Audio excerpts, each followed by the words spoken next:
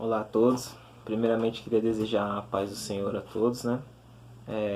Em meio a esse momento que nós estamos vivendo no nosso país, foi decidido pela Escola Dominical trazer uma aula virtual para vocês. E eu quero já primeiramente falar um pouco sobre esse assunto.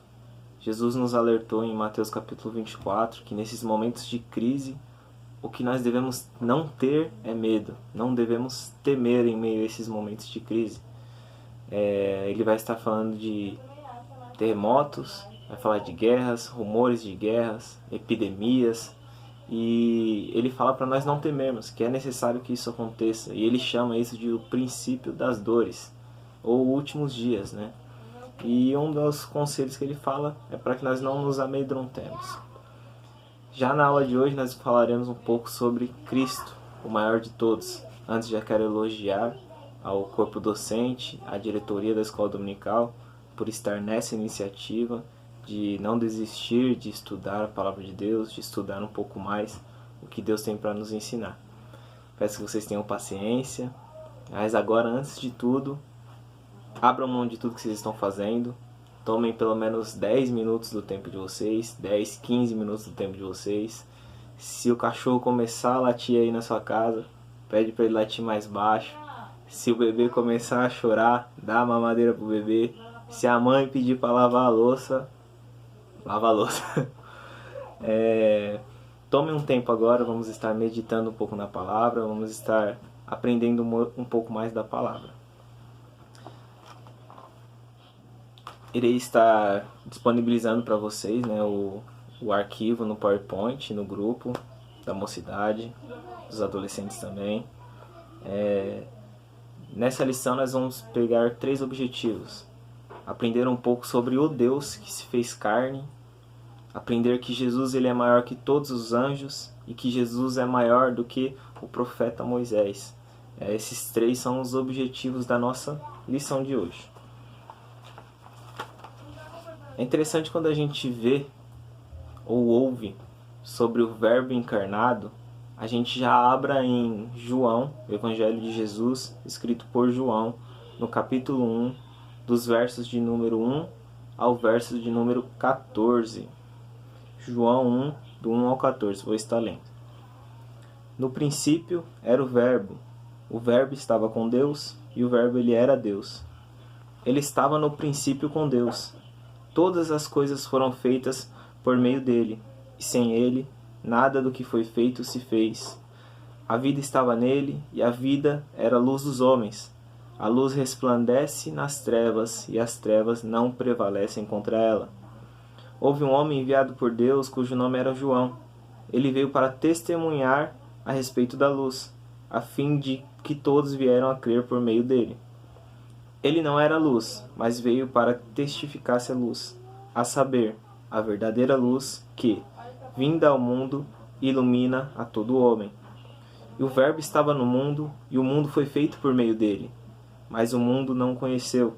Ele veio para o que era seu, e os seus não o receberam. Mas a todos quantos o receberam, deu-lhes o poder de serem filhos de Deus, a saber, aos que creem no seu nome, os quais não nasceram da carne nem do sangue, nem da vontade do homem, mas da de Deus. E o Verbo se fez carne e habitou entre nós, cheio de graça e de verdade. E vimos a glória como o unigênito do Pai.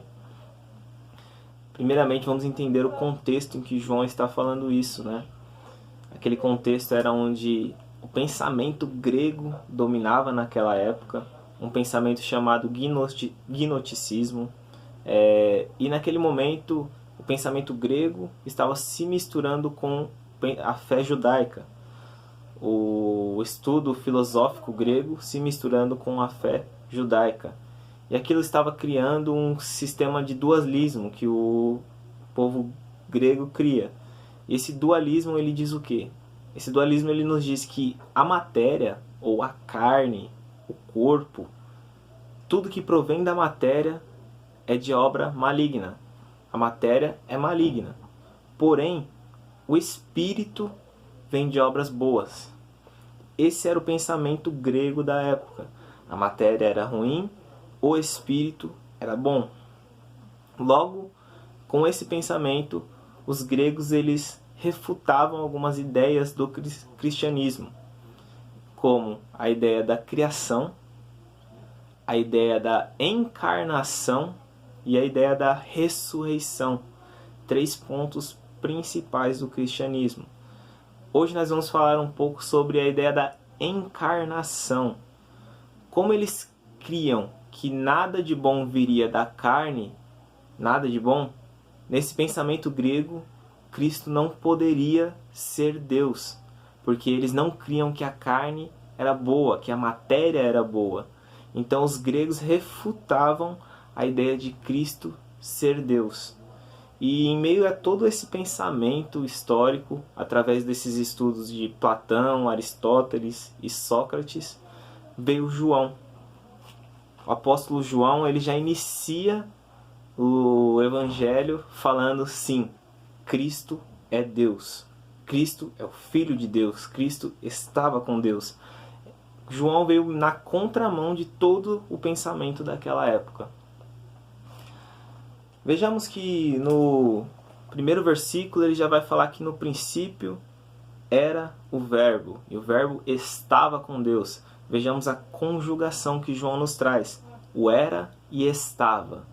Quando nós pensamos em princípio, o que nos lembra? Sim, criação. A gente lembra lá Gênesis 1:1. No princípio criou Deus os céus e a terra. Quando vemos em João no princípio, também nos lembra criação. E a conjugação do verbo que ele traz era e estava. O que nos traz que antes do princípio, Cristo já era. Cristo já estava com Deus. Cristo já partilhava com Deus a mesma essência, os mesmos atributos de Deus. Vejamos um dos atributos de Deus, que é a eternidade, a existência infinita de Deus. E vejamos que em João 1:1, Cristo partilha dessa eternidade com Deus. Como assim uma eternidade? Vamos imaginar uma linha, ou uma corda, de 10 metros. Uma corda de 10 metros. Se eu tirar 1 metro dessa corda de 10 metros, ela continua tendo 10 metros? Não. Vamos supor uma corda de 1 quilômetro. Se eu tirar 1 metro deste 1 quilômetro, continua sendo 1 quilômetro?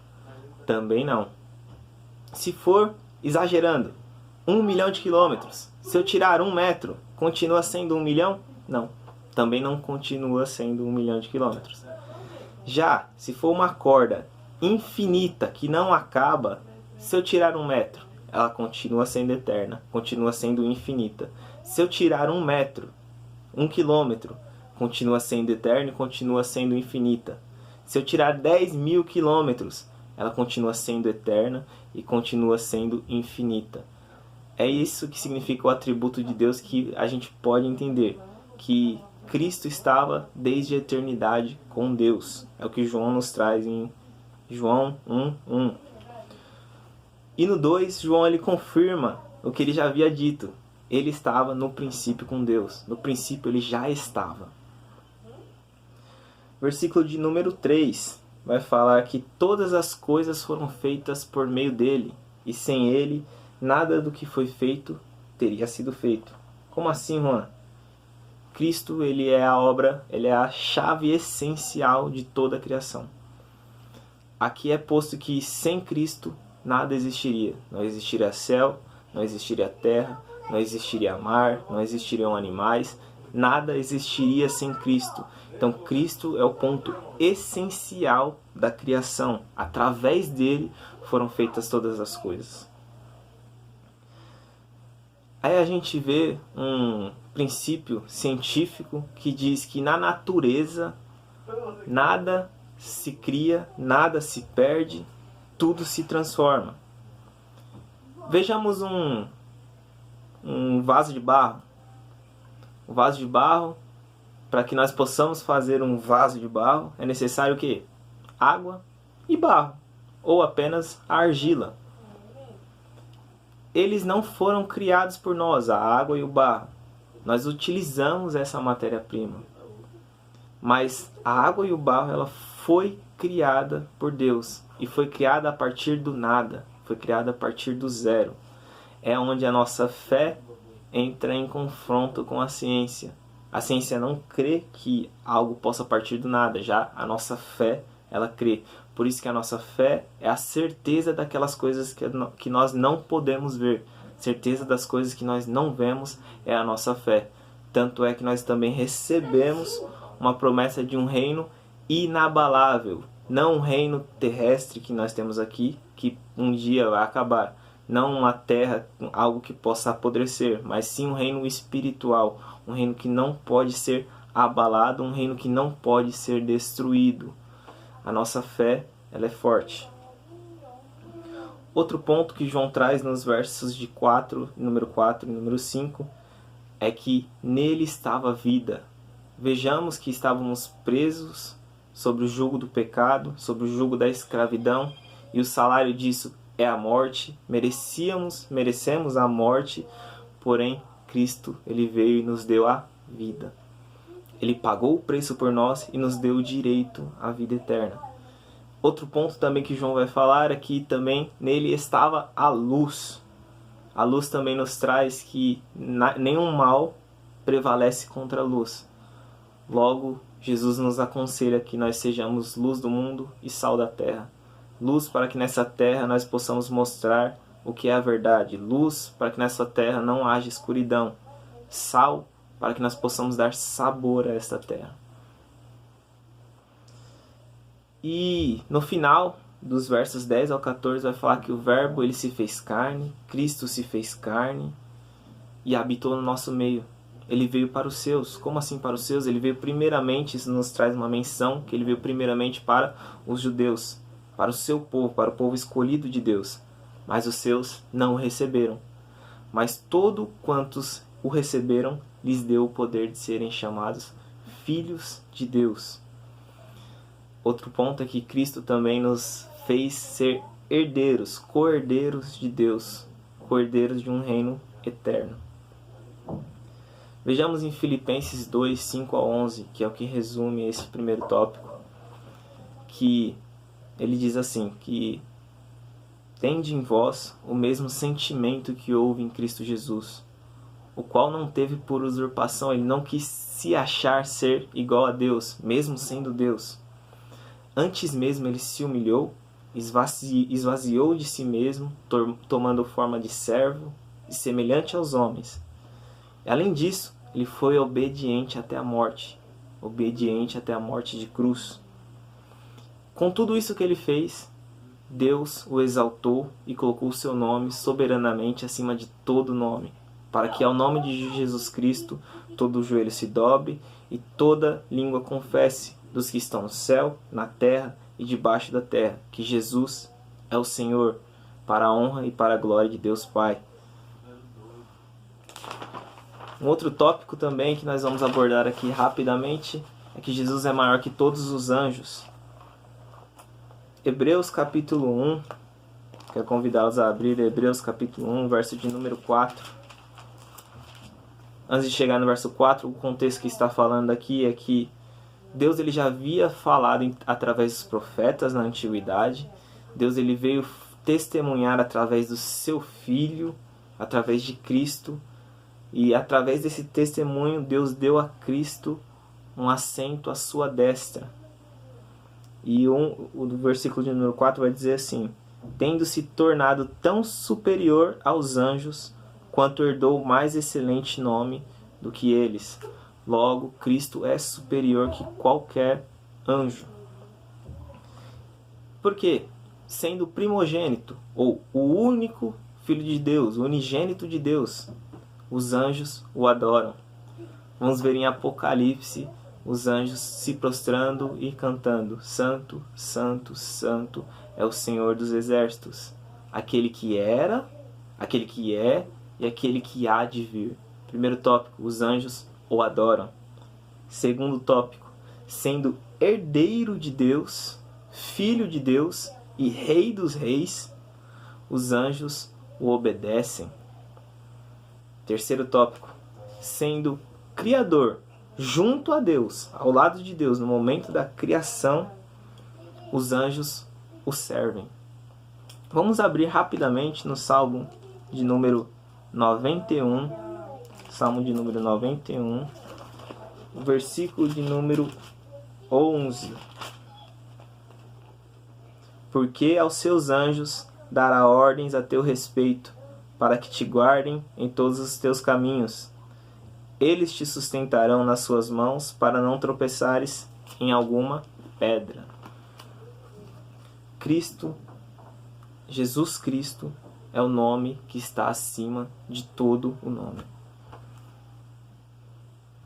Para estar finalizando a aula, vejamos também que Cristo é maior que Moisés, não menosprezando a obra do profeta, não menosprezando, mas sim demonstrando a majestade de Cristo.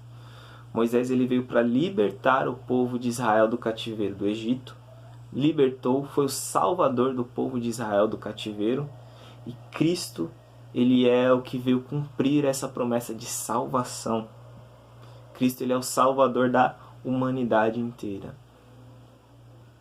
E além disso, o que a Bíblia nos diz sobre Cristo?